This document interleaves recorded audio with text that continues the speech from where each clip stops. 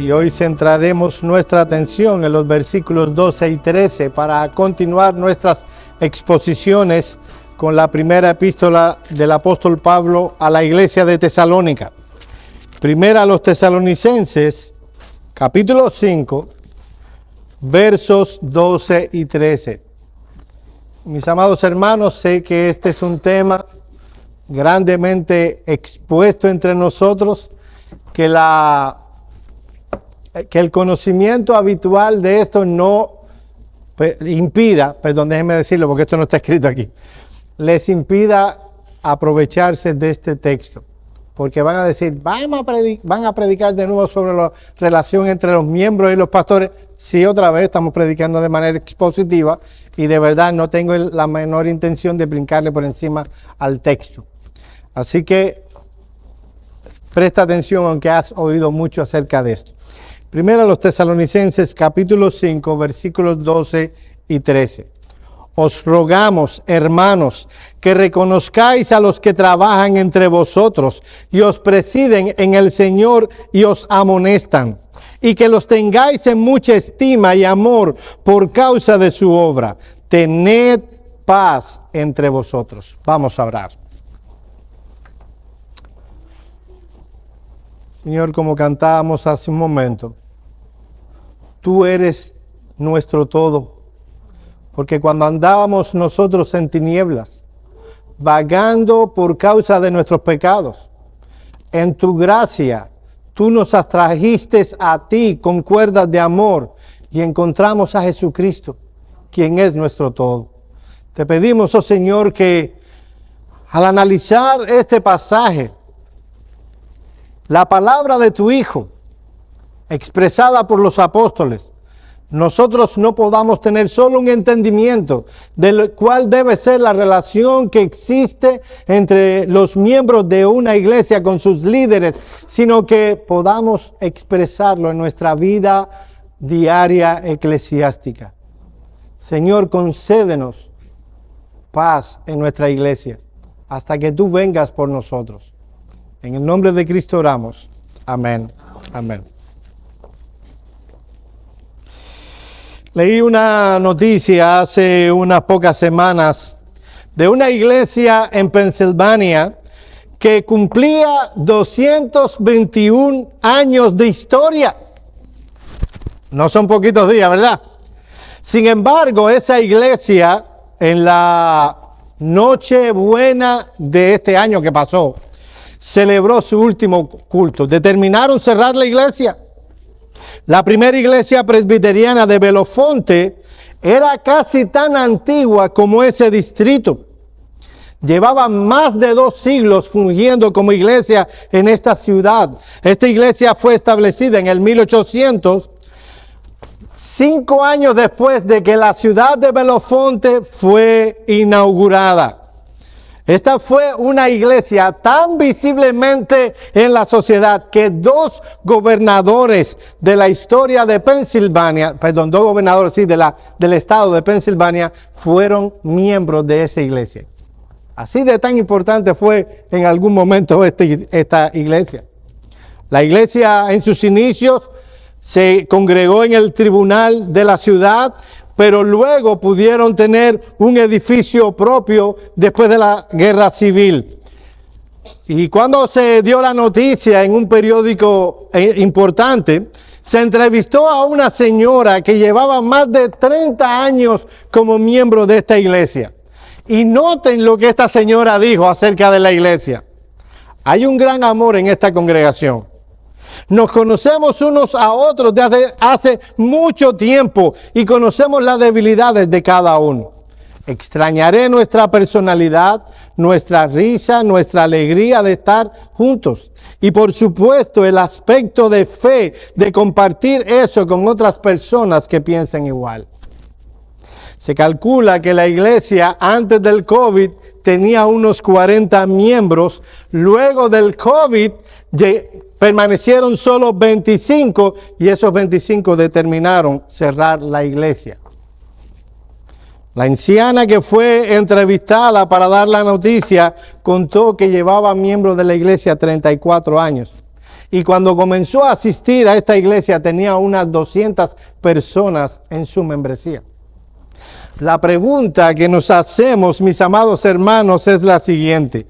¿Qué pasó con esta iglesia? ¿Por qué una iglesia de Cristo, donde el Señor ha prometido estar allí, manifestar su presencia especial, determina cerrar? ¿Alguien pudiera responder a esta pregunta? Señalando que la iglesia local es simplemente una institución temporal que puede dejar de existir.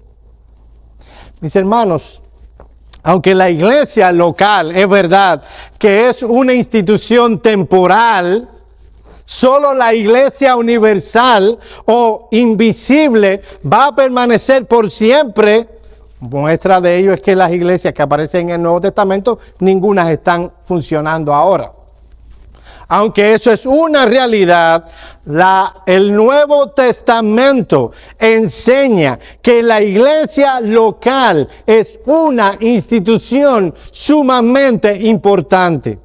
Mis amados hermanos, que una iglesia cierre debe ser visto como una calamidad. Y uno de los textos que podemos presentar para hablar de la importancia de la iglesia local es primera Timoteo capítulo 3 versículo 15. Noten lo que dice Pablo, no estoy con mi lengua. Noten lo que dice Pablo acerca de la iglesia local. No es de la iglesia universal de lo que está hablando. El contexto nos señala que está hablando de la iglesia donde Timoteo estaba ministrando, la iglesia de Éfeso probablemente. Te escribo para que sepas cómo debes conducirte. ¿Cómo sabemos que es la iglesia local y no la iglesia universal de lo que Pablo le está hablando? Porque solo nos podemos conducir en la iglesia local. Y Pablo le está diciendo, esto te estoy escribiendo para que sepas cómo debes hacer, cómo debes comportarte, cómo deben ser las cosas. Es otra manera de traducir el texto, en la iglesia local. Sigue diciendo Pablo, que es la casa del Dios viviente, del Dios vivo, columna y sostén de la verdad. Estoy usando la Biblia de las Américas. ¿Notaste cómo declara Pablo, cómo habla Pablo de la iglesia local, de nosotros, no del local, sino de un grupo de personas como nosotros? Él dice que ese grupo de personas es tan importante porque es el lugar donde Dios mora. Es la casa de Dios. Y no solo eso, sino que es la propiedad del Dios viviente. Ese de es un genitivo. Yo sé que ya nos enseña casos en español, pero los que aprendieron español hace muchos años, ¿se acuerdan del caso genitivo? Eso habla de propiedad o procedencia. Lo que está diciendo es que la iglesia procede de Dios. Y Dios, la iglesia local es su dueño. Una iglesia de Cristo de verdad. Pero miren la función que tiene. Es columna y baluarte de la verdad. El texto nos enseña que la iglesia es importante. Estamos considerando primero a los tesalonicenses. ¿Y qué tiene que ver con mi introducción? Todo. El apóstol Pablo ha predicado el evangelio en Tesalónica. Un grupo de hombres y de mujeres han venido a la salvación, fundaron una iglesia. Esa es la razón por la que se debe predicar el evangelio. No es simplemente que personas no vayan al infierno, sino un lugar donde Dios mora y Él sea adorado. Y no estoy hablando de este edificio, estoy hablando de la iglesia. Pablo está preocupado por esos nuevos creyentes. Así que les envía esta carta para que ellos aprendan a cómo ser irreprensibles como iglesia con el paso de los años hasta la venida del Señor. El propósito no era que la iglesia de Tesalónica durara 221 años. El propósito era que ellos pudieran mantenerse irreprensibles con el paso de los años hasta la venida del Señor. En esta carta hemos estado considerando que si una iglesia quiere ser irreprensible, quiere vivir y perseverar en santidad con el paso de los años hasta la venida del Señor, se requiere que la membresía de la iglesia sea regenerada de creyentes. En segundo lugar, si quiere una iglesia mantenerse fiel con el paso de los años hasta la venida del Señor, se necesitan hombres en el liderazgo cualificados y aprobados por Dios. También vimos que si una iglesia quiere mantenerse fiel con el paso de los años hasta la venida del Señor, toda su membresía debe procurar una santidad práctica, y lo dejamos en el último principio antes de ver el momento o la sección, esa es la palabra, la sección que tiene que ver con la escatología. Si una iglesia quiere mantenerse fiel con el paso de los años, necesita de paz eclesiástica. Mis amados hermanos, pocas cosas son más deleitosas en el contexto de una iglesia que la paz eclesiástica. El apóstol Pablo nos va a hablar que si se quiere de paz eclesiástica, tiene que haber una buena relación entre los miembros de la iglesia y sus líderes, y en los siguientes textos nos hablará de que debe haber una buena relación entre los miembros de la iglesia. En la mañana de hoy vamos a centrar nuestra atención en los versículos 2 y 13, que nos enseña que si una iglesia, yo espero que cuando terminemos la serie ustedes se aprendan esto, se hayan aprendido esto. Si una iglesia quiere ser fiel con el paso de los años, necesita de paz eclesiástica, y para eso una buena relación entre los miembros hacia sus líderes. Los miembros deben o le deben a sus líderes dos cosas de acuerdo a este texto. En primer lugar, mis amados hermanos, atiendan acá. ¿Quieren tener una buena relación con sus líderes? Eso es lo que yo estaba esperando. Ok, lo voy a repetir. ¿Quieren ustedes una buena relación con sus pastores? Ok, entonces ustedes deben reconocer a sus pastores. Miren el versículo 12. Os rogamos, hermanos, que reconozcáis a los que trabajan entre vosotros y os presiden en el Señor y os amonestan. Joel, mira, yo sé que tú procuras de que tus sermones sean exegéticos, pero ¿dónde está ahí que es a los pastores? Bueno, cuando nosotros unimos las palabras trabajar, liderar y amonestar, bueno, eso encaja perfectamente con la función pastoral. Así que lo que Pablo está hablando de la buena relación que los hermanos de la iglesia deben tener con sus pastores. Y empieza diciéndoles, deben reconocerles. La palabra griega que Pablo utilizó para reconocer es la palabra griega oida. Y no está hablando de un hombre o de una mujer. Significa saber, conocer. Conocer algo completamente por el valor que esa cosa tiene. De ahí que los traductores al español pongan reconocer, reconozcan a esos líderes. ¿Saben lo que está mandando el apóstol Pablo aquí? Les está diciendo, miren, hermanos de Tesalónica, Dios les ha dado hombres dones. Dios les ha dado líderes. Reconózcanlos y pónganlos en el oficio. Pónganlos a servir como ancianos en la iglesia. La iglesia debía mirar quiénes entre ellos tenían las cualidades para ser un pastor y debían ser reconocidos. El apóstol Pablo en 1 Timoteo capítulo 3 versículos 1 al 7 enseña claramente cuáles deben ser esas cualificaciones. Dice este texto, palabra fiel, si alguno anhela obispado, buena obra desea, pero es necesario que el obispo sea irreprensible, marido de una sola mujer, sobrio, prudente, decoroso, hospedador, no dado al vino, no pendenciero, no deseosos de ganancias deshonestas, amable, apacible, no avaro, que gobierne bien su casa, que tenga a sus hijos en sujeción con toda honestidad, pues el que no sabe gobernar su propia casa, ¿cómo cuidará de la iglesia de Dios? No un neófito, o sea, no un nuevo creyente, no sea que envaneciéndose caiga en la condenación del diablo. También es necesario que tenga buen testimonio hacia los de afuera. Si una persona, no importa que tan bien nos caiga, no tiene estas cualificaciones, no debe estar en el ministerio pastoral.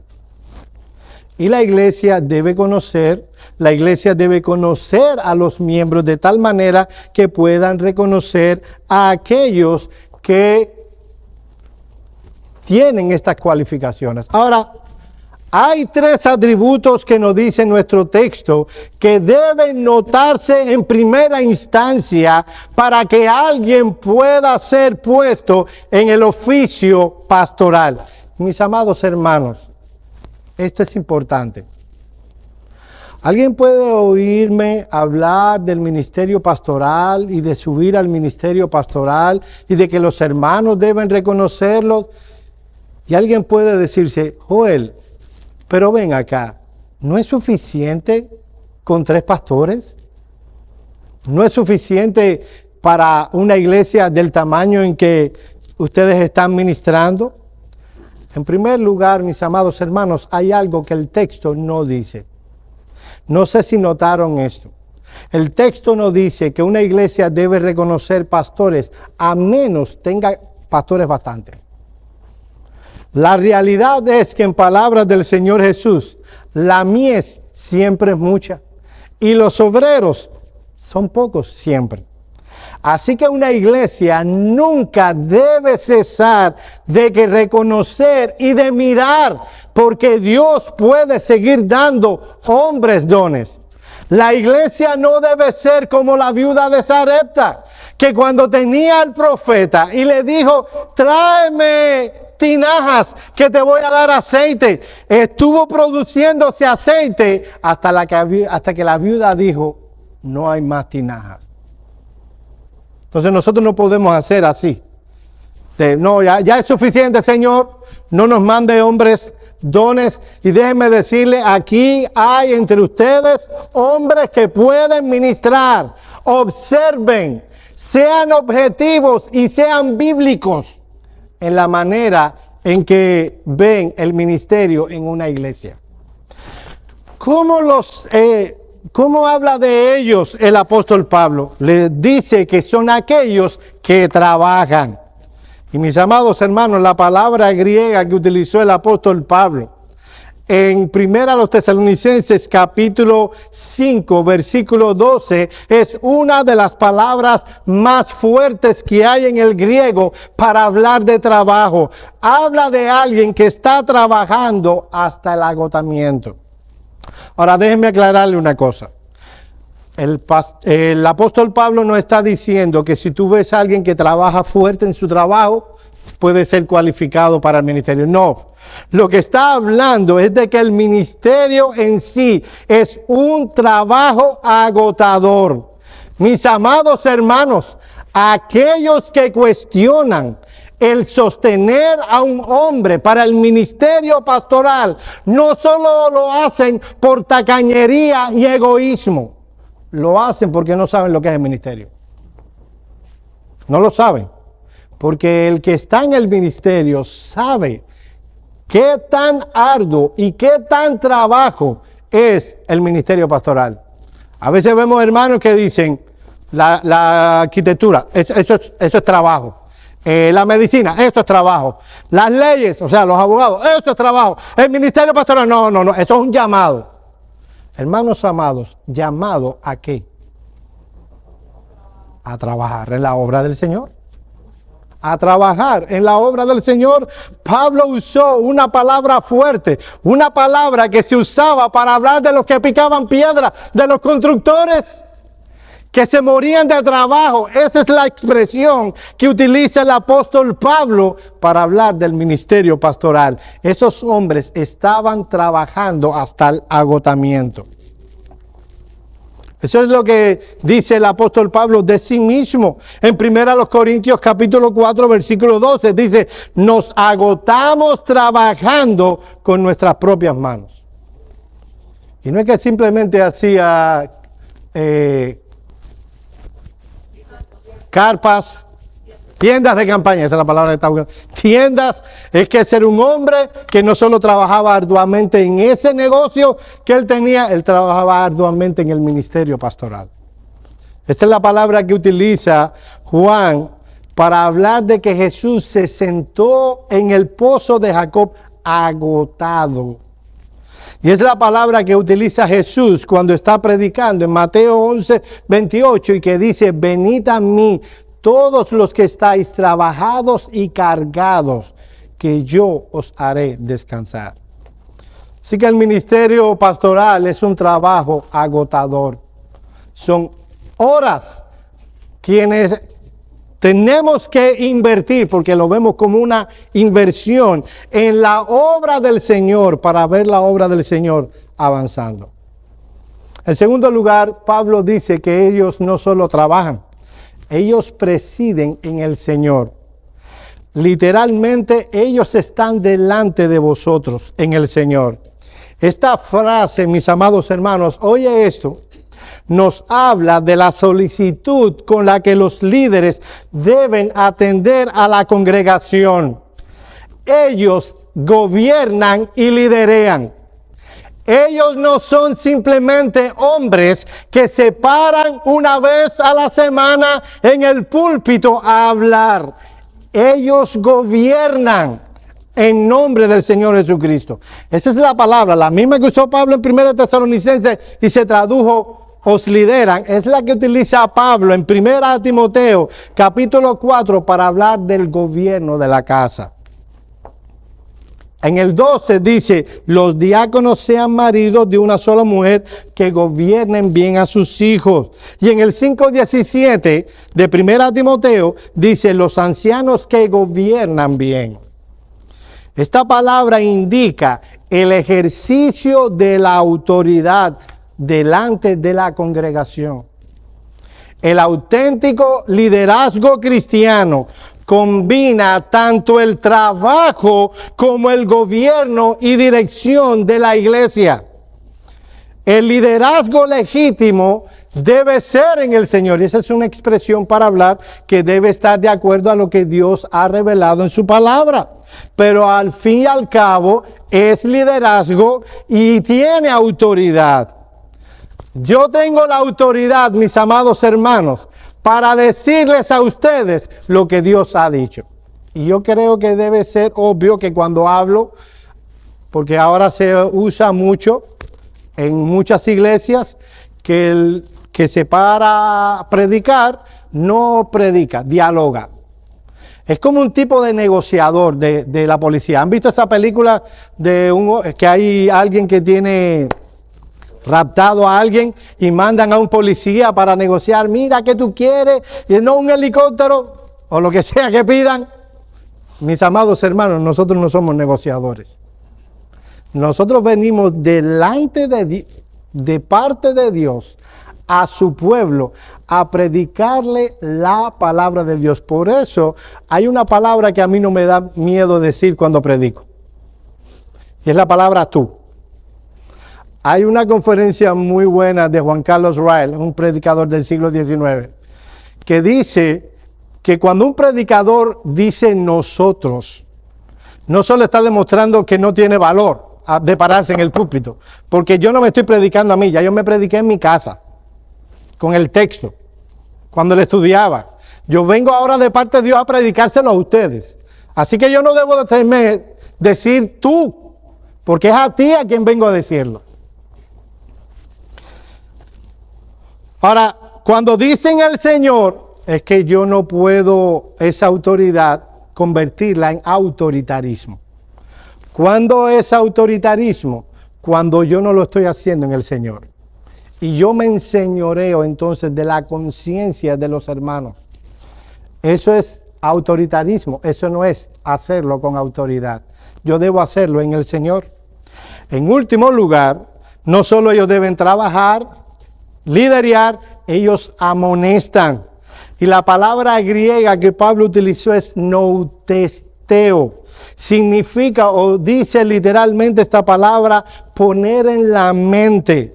Hay varias palabras para enseñar y todas se relacionan con el ministerio pastoral. La palabra amonestar, pero hay otra que es muy importante, que es de la palabra didasco, que significa enseñar. La diferencia entre una y la otra es que didasco, que se usa mucho en el Nuevo Testamento, es enseñanza llana.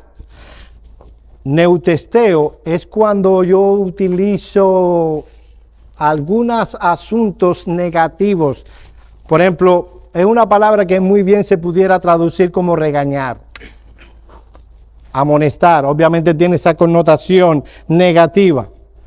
Este es un hombre que no solo va a instruir a la iglesia, no solo le va a enseñar lo que la palabra de Dios dice, sino que cuando es necesario, él debe tener el valor para tomar a esa persona y mirándole a los ojos, amonestarla, redarguirla, regañarla, si quieres usar ese término. Este no es un hombre que no debe tener temor. Yo le decía a alguien esta semana, hablándole de esto mismo, yo le decía, si uno es un cobarde, no debe estar en el ministerio. Porque entonces va a tener temor de decirle a alguien, mira, lo estás haciendo mal. Y es verdad que uno tiene que mostrar cuando hace tal cosa que lo hace por amor. Pero, mis amados hermanos, a nadie le gusta que lo amonesten, ni aunque le digas te amo. No nos gusta que nos llamen la atención, ¿no es verdad? Nos gusta que nos alaben, nos gusta que nos digan cuando hacemos las cosas bien, pero cuando las hacemos mal no nos gusta que nos lo digan, aún tú tengas la convicción de que esa persona lo hace porque te ama. ¿Recuerdan ustedes a sus padres cuando le daban pela? Y venía tu papá y te decía, mi hijo o mi hija, esto yo lo hago porque te amo. O sea, no importa cómo él te lo diga, tú no le crees en ese momento nada. Entonces está la otra técnica de decir, mi hijo o mi hija, esto me duele más a mí que a ti. Eso también es mentira. Porque las nachas, bueno, no sé cómo decirlo, las asentaderas las pone uno. Así que no es verdad que te puede doler, aunque mis amados hermanos, los que son padres, saben que cuando uno tiene que disciplinar a un hijo, le duele, no en las asentaderas, le duele en el corazón. Esas son las características de las personas que tenemos que revisar, que tenemos que reconocer. Mis amados hermanos, hay entre nosotros hombres que están trabajando en la obra del Señor. Hay hombres entre nosotros que son líderes. Mis amados hermanos, yo no empecé a ser pastor el momento en que me ordenaron. Si alguien necesita de una ordenación para ser pastor, esa persona no ha sido llamada al ministerio pastoral. Él tiene que estar haciendo las funciones en sujeción a los pastores que ya están. Él debe hacer lo que los pastores le dicen, pero es obvio que este es un hombre que está trabajando en la obra del Señor. Es obvio que este hombre tiene el perfil de un líder y que esta persona no teme amonestar cuando alguien hace lo incorrecto. Ahora, no solo deben reconocerlo. En segundo lugar, la iglesia, para tener una correcta relación con sus líderes, debe amar a sus líderes. Miren el versículo 13. Y que los tengáis en mucha estima y amor por causa de su obra.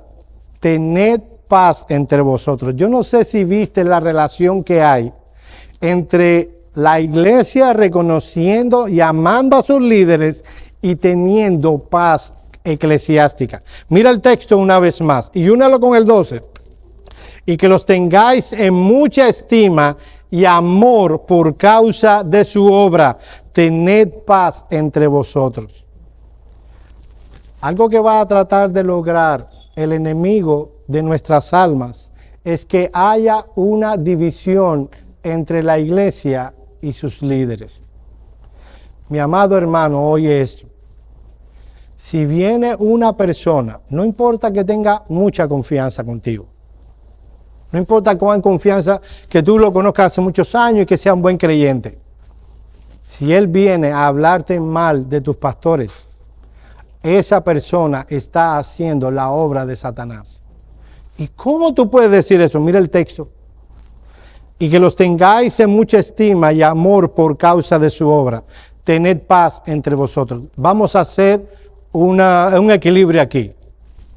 Yo no estoy diciendo que cada persona que se para en un púlpito es ministro de Cristo. Nosotros sabemos de casos, cuando digo nosotros, digo todos nosotros, sabemos de casos que están en el ministerio por ciertas razones, porque les gusta controlar a las personas, les gusta que las personas lo oigan, él ama hasta su voz, o le gusta tal vez el dinero, y promueve que le den ofrendas y promete bendiciones de Dios si le das ofrendas a él, lo cual ya de paso es la gran estafa. Nosotros no estamos hablando de esa clase de hombres. Nosotros estamos hablando de alguien que es evidente, Dios lo llamó al ministerio.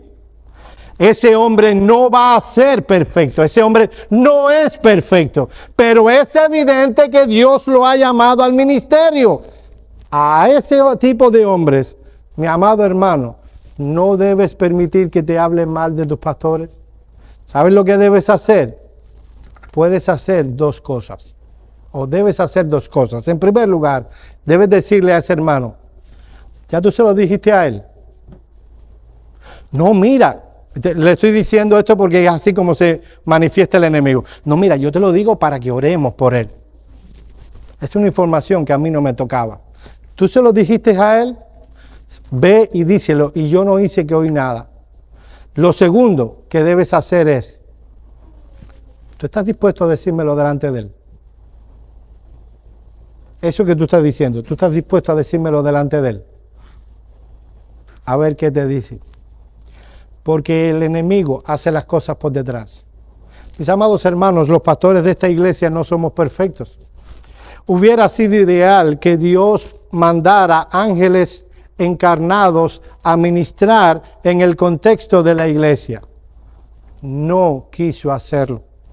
Quiso poner en el ministerio a un grupo de hombres salvados por gracia, y debía empezar usando la palabra pecadores, pecadores salvados por gracia, para que ellos sirvan en el contexto de la iglesia.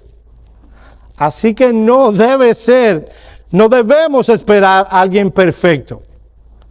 Debemos esperar a alguien fiel.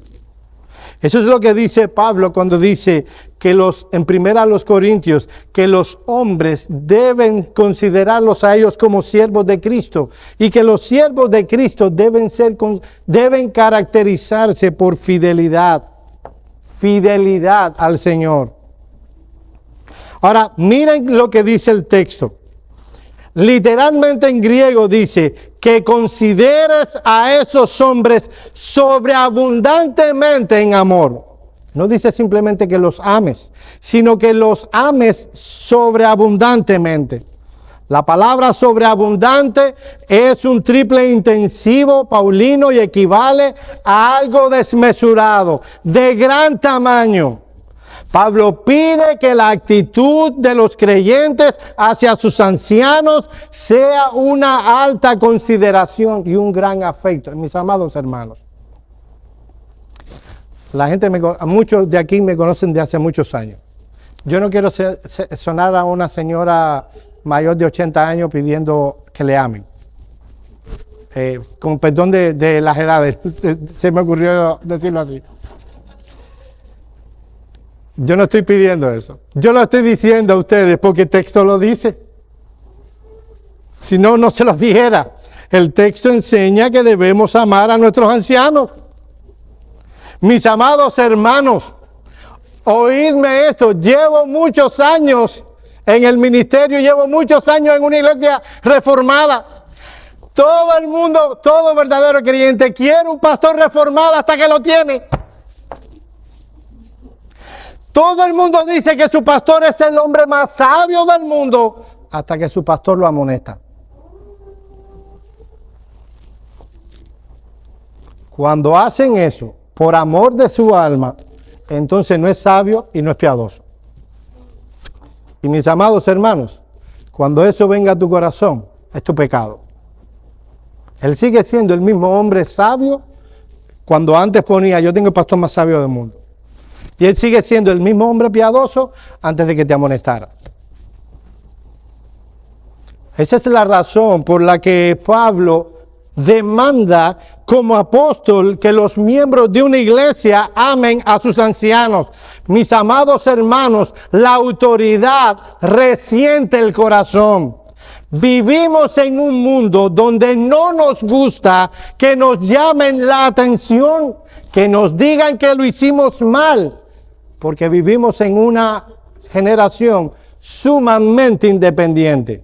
Pablo dice, recuerda, cuando esos hombres vengan ante vosotros y se paren en el púlpito y no hablen sermones bonitos, sino que vengan con la palabra de Dios a vuestros corazones y vuestros corazones sean heridos con la palabra. Recuerda amar a ese hombre, porque es por amor al Señor que haces ahora. Amén.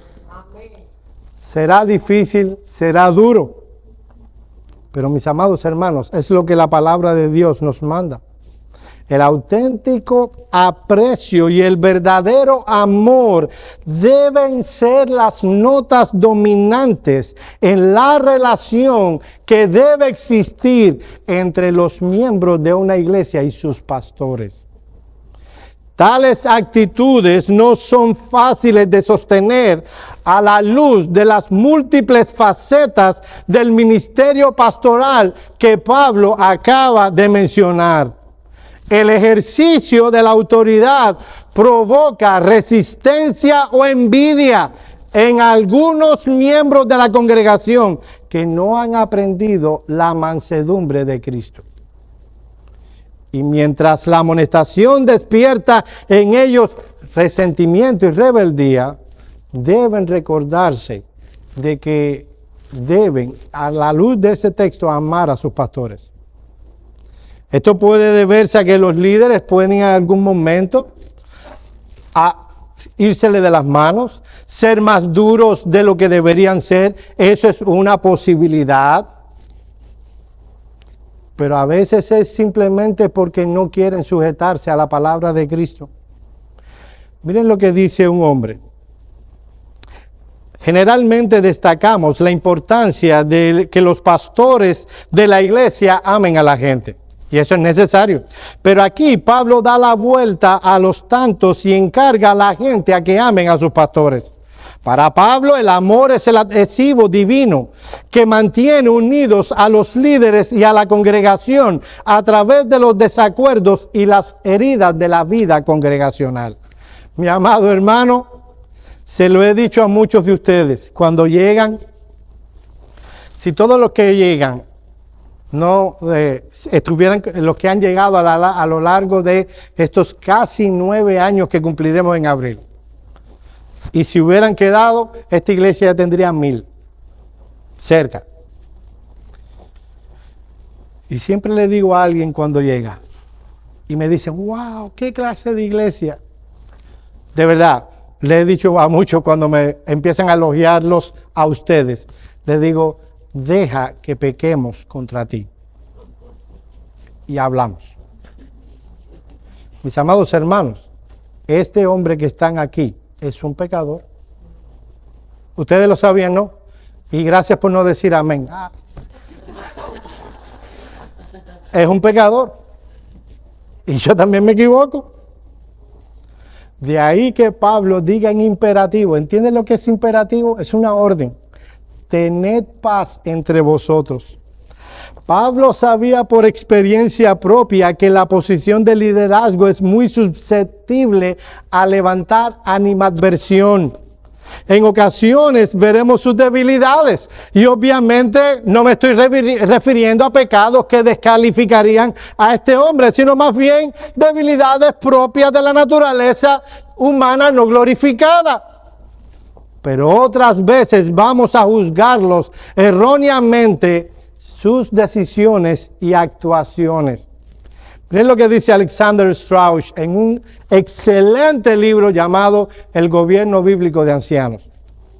Hasta los mejores ancianos son inevitablemente acusados de orgullo, de injusticia, de hacer de muy poco o demasiado, de moverse demasiado rápido o demasiado lento, de cambiar demasiadas cosas o muy pocas cosas, o ser demasiado severos o demasiado blandos. Como observa el comentarista Britnell, el ejercicio de la autoridad es siempre adecuado para provocar resentimiento. Pero la insistencia de las Escrituras es la estima y el amor que debemos tener hacia esos hombres por la labor que realizan y por el origen de su llamado al ministerio. Rechazar a estos hombres es rechazar a Cristo. ¿Recuerdan ustedes la vez que David envió una delegación al rey Amón porque su padre había muerto y le envió un grupo de emisarios? Este hombre pensó que esos emisarios eran espías que habían venido a espiar y para luego hacer alguna incursión militar. Le rompió la ropa, le rasgó la barba, los insultó. David no dijo, no, eso fue con ellos. No, si insultaron a mis enviados, a mí me insultaron. Ahora, mis amados hermanos, yo no estoy diciendo que cada hombre que se para en un púlpito es un enviado del Señor. Mi pregunta es, ¿ustedes creen? No tienen que decir amén en esto. ¿Ustedes creen que los hombres que están en el ministerio en esta iglesia han sido llamados y enviados por el Señor? Amén. Entonces, gracias. Entonces, rechazarlos a ellos cuando enseñan la palabra es rechazar a Cristo mismo. ¿No es eso lo que dijo el Señor Jesús hablando de sus apóstoles? De cierto os digo. En griego es amén, amén. Estoy súper ciertísimo. El que recibe al que yo enviare, me recibe a mí. Y el que me recibe a mí, recibe al que me envió. La convicción que ustedes deben tener al analizar nuestra vida en lo general es si estos hombres que ministran en esta iglesia han sido enviados por Cristo. Si han sido enviados por Cristo, puedes tener la opinión de que no hemos sido enviados por Cristo. Puede ser. Pero si llegas a la bendita conclusión de que han sido enviados por Cristo, rechazarnos a nosotros es rechazar a Cristo. Ahora, noten la razón por la que una iglesia debe amar a sus pastores. No es porque son gente chévere, no es a causa de su carácter, el texto no dice que me caen bien, no habla nada de afinidad de personalidades, ni de gustos, ni de la manera en que dirigen los cultos, ni de la exaltación de su cargo. Lo que debe provocar amor y gratitud es lo que ellos hacen. Mira el texto, por causa de su obra. Mis amados hermanos, esto no es culto a la personalidad. No es porque Joel es Joel y Ricardo y Daniel. Es lo que hacemos, lo que es importante. Cualquier hombre que ha sido reconocido por la iglesia como capaz de ejercer las responsabilidades del liderazgo tendrá una personalidad obviamente accesible, un carácter afable, destacados dones de enseñanza, habilidades del gobierno para la iglesia, un espíritu sacrificado en el servicio. Muchas veces esas cosas van a ganar el afecto de los miembros de la iglesia a causa del carisma y la personalidad. Sin embargo, como acabamos de decir, la naturaleza de su ministerio es lo que hace que el hombre debe ser amado y valorado. El ejercicio de la autoridad, mis amados hermanos, provoca resistencia en una generación como la nuestra, caracterizada por la insubordinación ante toda clase de autoridad. Y el énfasis del Nuevo Testamento es la mansedumbre y la sujeción, no la independencia y la autoexaltación. Con mucha frecuencia, usted oirá al Señor Jesucristo decir que los mansos son los que heredan la tierra. Cuando tú oyes la palabra manso, ¿qué te suena a ti? Cuando de pronto llega a una casa y oye, ¡guau, guau, guau, guau, guau, guau! Tú dices, bueno, un perro. Y ya tú te pones en guardia para salir de la casa corriendo. Y de pronto es un chihuahua así. Los chihuahuas muerden. Oí que esta semana que es uno de los perros con más mal carácter que hay. Aunque no le digan eso a ladies. Y de pronto el dueño sale y te dice, no muerde, es un perro manso. Pregunta, ¿está hablando bien o mal del perro? Cuando tú ves un caballo y de pronto lo ves allí y el dueño te dice, mira, móntalo, es un caballo manso. ¿Está hablando bien o mal del caballo? ¿Saben qué? ¿Está hablando bien del animal? ¿Está hablando bien del perro? Pero cuando hablamos de ser manso y tiene que ver con nosotros, lo vemos como una debilidad. No, yo si no, a mí nadie, me estoy pareciendo como hablan en Cuba, a mí nadie, dice en Cuba, me mete pie. No, yo soy un fiera. Bueno, déjame decir lo que le hace Dios por su gracia a los fieras. Los amansa, los vuelve mansitos, al punto que Jesús dice que si no eres manso, no estás en el reino. Cuando uno ve las escrituras, el énfasis es a que no nos metan el pie. Los cubanos entendieron y si no, después le explico a los otros.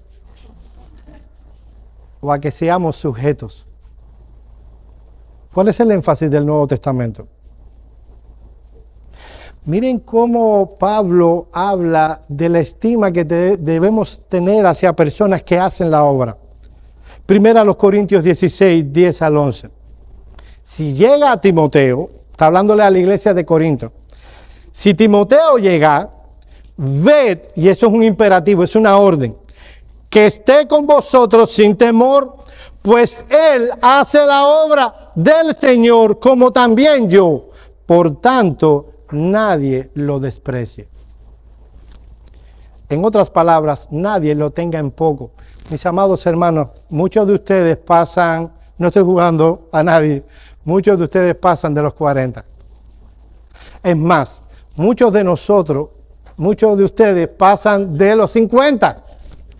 Y de pronto ven a un muchachito como Ricardo, llegando al ministerio, y él se tiene que sentar ante ustedes y ver el estado en que están vuestras almas en la visita pastoral. Y puede ser que en tu corazón albergue un pensamiento como este. ¿Qué va a enseñarme este muchachito a mí? Y a lo mejor no se lo decimos, pero pensamos, ¿tú sabes cuánto yo llevo en una iglesia, mijito? Yo llevo 40 años en una iglesia. Pablo dice, Timoteo es joven, le dice a la iglesia de Corinto, muchos de ustedes tienen más experiencia que él. Permítanle estar sin temor, porque él hace la obra del Señor como yo. Nadie le tenga en poco. Eso también lo vemos en Filipenses 2, 29 y 30. Hablando de Epafrodito, y se lo está escribiendo a los filipenses. ¿Saben de dónde era Epafrodito? De Filipos. Alguien dirá, no, pero una exhortación como esa no tiene sentido. Es como decirle a un cubano que voy a Cuba, yo soy cubano, voy a Cuba a servirle y que le hagan a los cubanos una advertencia como eso, como esta. No, eso no tiene sentido. Miren lo que dice el texto. Recibidlo pues en el Señor con gozo y tened en alta estima a los que son como Él, porque estuvo al borde de la muerte por la obra de Cristo, arriesgando su vida. Y el autor de la epístola a los Hebreos enseña que la naturaleza de la obra de los pastores es la que debe inducir en nosotros un espíritu de sujeción y obediencia. Hebreos 13, 17. Obedeced a vuestros pastores y sujetaos a ellos, porque ellos velan por vuestras almas, como quienes han de dar cuenta. Permitidles que lo hagan con alegría y no quejándose, porque eso no sería provechoso para vosotros. Déjeme decirles una cosa, mi amado hermano. El ministerio pastoral en una iglesia reformada no es solo de una vía. A veces vemos como que el ministerio pastoral es el que tiene que acercarse a nosotros. Mis amados hermanos, estar en sujeción al ministerio pastoral indica de que no solo él tiene que venir a preocuparse, yo tengo que preocuparme por mí. Muchas veces vienen hermanos, van a tomar una decisión importante. Y uno viene y yo le dice, mi hermano, mira, sé que vas a tomar esta decisión. Déjame darte un par de consejos de acuerdo a la palabra que puedan servirte de guía en este contexto. Y uno debe hacer tal cosa. Pero ¿saben qué a veces pasa entre nosotros? Que una persona va a tomar una decisión importante. Los pastores no lo saben y vienen y nos dicen, mira, yo vengo a informarte lo siguiente, para que ores. Muchas veces me dicen eso y yo le digo, bien, mi hermano, yo voy a orar por ti. Y no le doy ningún consejo. Y lo dejo. Pero en otras veces yo le digo lo que le digo a mis hijas, muchas veces, cuando ellas vienen para que yo les oiga sus problemas. Yo les digo, quien tiene mis oídos, tiene también mi lengua. O sea, nadie puede pedirme mis oídos y no mi lengua. Si me pides que te oiga, yo te voy a oír, pero probablemente tenga algo que decir al respecto. Otras veces les digo eso, no, mi hermano. Si vienes solo para informar, aún así, aunque no me has pedido un consejo, yo te lo voy a dar. El punto es que esto es una de doble vía. No es bueno, no sería aconsejable para cumplir el principio de estar sujeto a tus pastores, que cuando vas a tomar una decisión importante en tu vida, tú pedir una cita, o ven, pastor, mire, yo voy a tomar una importante decisión. A mí me gustaría oír tu opinión al respecto. Mis amados hermanos, eso es sujeción. Es sujeción, y lo voy a decir porque lo he vivido. Cuando tengo a mis pastores y hay una situación difícil, muy difícil, mientras más difícil, menos caso le hago a este pecador corazón. ¿Saben lo que ha sido la práctica de su pastor? Decirle a sus pastores, miren mis hermanos, esto es tan importante para mí, que no solo les voy a contar lo que pasó, yo voy a hacer lo que ustedes me digan aunque no esté de acuerdo. ¿Saben una cosa? No ha habido una vez que yo haya hecho eso y me haya ido mal. Y en ocasiones le he dicho a mis pastores, todavía no le ha pasado a ellos. Estoy hablando de allá en La Habana y el pastor Sugel, Eric y Salvador, que han vivido conmigo cosas tremendas. Y le he dicho eso, voy a hacer lo que ustedes me digan aunque no esté de acuerdo. Y a veces me han dado un consejo y ¿saben una cosa? Yo digo, no, es que eso no va para allá. Pero yo les dije a ustedes que iba a hacer lo que ustedes me dijeran. Y lo he hecho. Y Dios ha bendecido esa conducta. Y al principio no lo veía así. Obviamente ellos llevan muchos años que yo y tienen una experiencia que yo no tengo. Y han visto muchos casos. Ahora no esperen a que yo tenga todos esos muchos casos para hacerme eso. Espero que no tenga mucha experiencia mala en el ministerio pastoral. El punto es, mis amados hermanos, que el ministerio pastoral es de 2 vías. Es de 2 vías. Nosotros hemos aprendido a ponernos en el pellejo de los otros. Aquí hay hombres, los que estamos en este ministerio, que les amamos y queremos vuestro bien. No hay ningún problema con que alguno de ustedes diga, yo no quiero hablar con Joel. Él es muy recto. Te tengo una mala noticia. ¿Estás listo?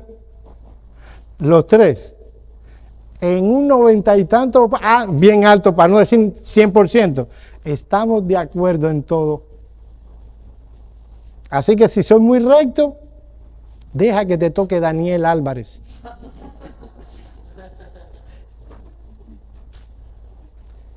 Y nadie puede decir que no hemos oído y hemos tenido misericordia. Pero hay veces, mis amados hermanos, que por la importancia del asunto, nosotros debemos amonestarles a ustedes por el bien de sus almas. El trabajo de los líderes es una parte intrínseca de la obra del Señor en general. Oye esto, mi amado hermano. Poner trabas al ministro es perjudicar a la obra. Si nuestro afán es el de ser para edificación mutua, debemos procurar la edificación de nuestros pastores. Debemos procurar que se sientan cómodos, que se sientan contentos con la obra, no porque le decimos a todos que sí, sino porque oímos lo que nos tienen que decir. Oye de nuevo Hebreos 13:17, obedeced a vuestros pastores y sujetaos a ellos, porque ellos velan por vuestras almas como quienes han de dar cuenta. Permitidle que lo hagan con alegría y no quejándose, porque eso no sería provechoso para vosotros. He tenido la triste experiencia de tener una oveja insurrecta, a ver cómo lo digo de otra manera, cabezona, insubordinada, que le gusta pelear con sus pastores, aún diciéndole te amo, aún dando el consejo correcto, peleando en una reunión pastoral, tener que decir, hermanos amados, hay que hablar con el hermano fulano de nuevo. Está cometiendo una triste equivocación en su vida y la va a pagar. Pero yo no quiero hablar con él. Yo no quiero una pelea más. Y mis hermanos, eso le estoy abriendo la reunión pastoral. Y mis hermanos, ustedes saben que hemos orado por este hermano, le hemos hablado con amor, pero él no oye y yo no quiero hablar con él. Es de eso de lo que nos dice el texto cuando dice que deben dejarnos hacer de tal manera que lo hagamos con alegría, no quejándonos. Lo que estaba haciendo yo, ¿qué cosa era? Una queja. Yo no quiero hablar con él. Habla tú. No, yo tampoco. Ustedes se pueden imaginar que en un consejo de ancianos, hombres que anhelan ver el progreso del alma de un hermano, nadie quiere hablar con ese hermano. De esos hermanos que si están en una reunión de ángeles, todos terminarían peleándose. De esos hermanos. Eso es lo que el texto enseña. Traten de que lo hagamos con alegría, no quejándose. Déjenme dar 3 palabras de aplicación y con esto termino. Mis amados hermanos, debemos orar que el Señor nos ayude a apreciar la hermosura de una buena relación entre los pastores y sus ovejas. En la mayoría de los casos, y es alto el porcentaje en esta iglesia, yo doy gracias a Dios que puedo acercarme a ustedes y tengo vuestros corazones. No siempre voy a ser lo más prudente, agraciado, pero ustedes entienden lo que estamos haciendo. En la mayoría de los casos, ustedes son fáciles de pastorear, y eso lo digo para la gloria de Dios. Debemos aprender a apreciar la hermosura de una buena relación entre los pastores y sus ovejas. Yo puedo decir para la gloria de Dios, no solo que soy el pastor de muchos de ustedes, soy su amigo. Y hay cordialidad, buen trato, buenas relaciones, una relación afable y hermosa. Disfrutemos de eso. Podemos acercarnos y aun cuando a veces diremos cosas duras, sabemos que no te tiene que gustar, yo sé, pero sé que lo van a pensar. Y sé que van a ir a casa y en oración van a ponderar el asunto. Disfrutemos esto. Y no solo eso, cuidémosle. Cuidemos nuestra relación. Permítanos a estos hombres pecadores seguir sirviéndoles y haciéndolo en un buen ambiente como tenemos ahora. No permitas que el enemigo ponga en tu corazón malos pensamientos hacia tu pastor. Si surge alguno, háganlo como nosotros respondemos a esas mismas insinuaciones. ¿Ustedes creen que en nosotros no hay también, el enemigo no pone malos pensamientos? También. ¿Saben cómo lo solucionamos? Llamamos a la persona y le preguntamos, ¿tú quisiste decirme con esto y esto? No, mi hermano. Y algunos de ustedes pueden decir que lo hemos hecho. No, yo quise decir esto y esto. Y les creemos. Bien, mi hermano. Eliminada la duda. Seguimos hacia adelante. No se quede con una duda. No se quede con un mal pensamiento. Si le paso por al lado, hoy le pasé por al lado a no sé cuántas personas y no lo saludé. Tenía una cosa en mente, o sea, tenía un trabajo que hacer. Y si no, a veces lo que pasa es que por la edad, mis amados hermanos, me detengo a saludar a alguien y luego que termino de saludarle, ¿qué pasó? Se me olvidó por lo completo lo que iba a hacer. Se me olvidó. Entonces, cuando es un asunto importante, y créanme, lo era, le pasé por al lado a millón a unos cuantos. No fue intencional. O sea, no es que tengo nada contra nadie, tenía un asunto que hacer. Ahora aprovecho que estoy aquí. Hola, ¿cómo están todos? Pero aprendamos, mis amados hermanos, a valorar las buenas relaciones con los pastores. En segundo lugar, mi amado hermano, valora el gran privilegio que tienes de estar bajo el cuidado pastoral. Mis amados hermanos, vivimos en un mundo evangélico que los pastores no pastorean. Los pastores, no voy a decir malamente, no voy a hacer eso, pero se paran a predicar. Son predicadores. Una vez que se bajan, no son pastores. Tienen una vida. Ustedes son pastoreados. Nosotros nos sentamos con ustedes a ver el estado de sus almas. Si hay algo que vemos mal, no esperamos a la visitación pastoral, se lo decimos. Ustedes tienen alguna situación, saben que tienen las puertas abiertas de nuestra casa, en la mayoría de los casos nuestro teléfono, y hablan con nosotros de cualquier tema y les pastoreamos. No damos simplemente consejos, no somos consejeros profesionales. No somos psicólogos, somos pastores. Y ustedes están disfrutando de algo que los que son miembros de esta iglesia lo están disfrutando, que muchos creyentes no tienen. No tienen quien se preocupe por sus almas.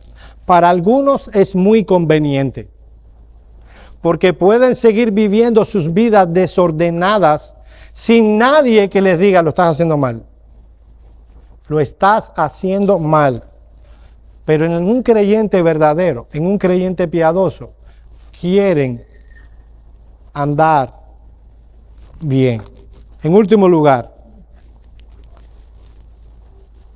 cuídate, mi hermano, de hacer comentarios negativos de tus pastores a otros creyentes, que puede llegar a hacer que ellos le desprecien. Mi amado hermano, tú tienes algo que señalarnos a nosotros. Tienes nuestros oídos. Sabemos los pastores de esta iglesia quiénes somos. ¿Sabe quiénes somos? Somos pecadores. No hay pastores perfectos y no lo habrá. Y sabemos que nosotros no seremos esos. Así que como sabemos que somos pecadores, ustedes tienen nuestros oídos. Y puede ser que no nos guste lo que nos digan. No me vas a decir algo negativo de mí y me va a ver con una sonrisa. Pero te prometo algo. Cuando vaya a mi casa, oraré por el asunto y lo voy a pensar seriamente. Nuestro prestigio no es lo que más nos preocupa. Lo que más nos preocupa es glorificar a Dios en todas las cosas. Y no lo digo por mí, lo digo por ese hombre que está allí y por el que no está hoy aquí. Nuestro prestigio no es lo que más nos importa. Yo no estoy diciendo que no nos importa. Le estoy diciendo que nuestro prestigio no es lo que más nos importa, sino hacer lo correcto. Y le hemos probado a ustedes, a los miembros de la iglesia, yo sé que los que están de visita no pueden saber muchas de las cosas, que nosotros hemos estado dispuestos a morder fango por hacer aquellas cosas que son correctas. No importa lo que los hombres opinen de nosotros. Entonces, si usted tiene algo que señalarnos, no lo comente, dígalo a nosotros. ¿Sabes por qué? Porque el día que nosotros veamos algo en ti, no lo comentaremos con nadie. Te lo diremos mirándote a la cara. Te diremos: mi amado hermano, te amo, pero estás andando mal. Y aquí se llaman personas. Y nosotros no hacemos sermones de los que se van. No han estado en iglesia que alguien se pone bravo con los pastores y el siguiente domingo se está predicando de que se fue. Ustedes, los que llevan años, nunca nos han oído predicar del que se fue. ¿Saben por qué? Porque nuestro interés es edificar el que se queda. ¿Qué gano yo con predicar del que se fue? Si están ustedes aquí. Entonces no se lo diramos a nadie, no vamos a hablar mal de ustedes, no vamos a soltarlo desde el púlpito, vamos a hablarle a ustedes mirándole a la cara y le diremos lo que ustedes tienen. Creo que debería ser recíproco, que si algo tienen contra nosotros, amados, dínoslo, no lo comenten. ¿Quieres que se ore por el asunto? Dínoslo a nosotros y oraremos, y ora tú por el asunto fuertemente. Y que Dios nos dé un corazón dócil, humilde y manso ante la reprensión. Pero no haces bien a la iglesia haciendo comentarios que, fíjense, lo que pasa es que los demás ni se dan cuenta. Oye, ¿te diste cuenta que el pastor no saluda a nadie? Mira, nos pasó a todos por ahí. Y puede ser, yo tengo que rectificar eso, tener buena memoria y que no se me olvide. Pero no acepten comentarios ni hagan comentarios. El domingo que viene pasamos a otro asunto. Ya, estas cosas a mí me cuesta trabajo predicarlas. Vamos a tener un momento de oración y así estamos despedidos.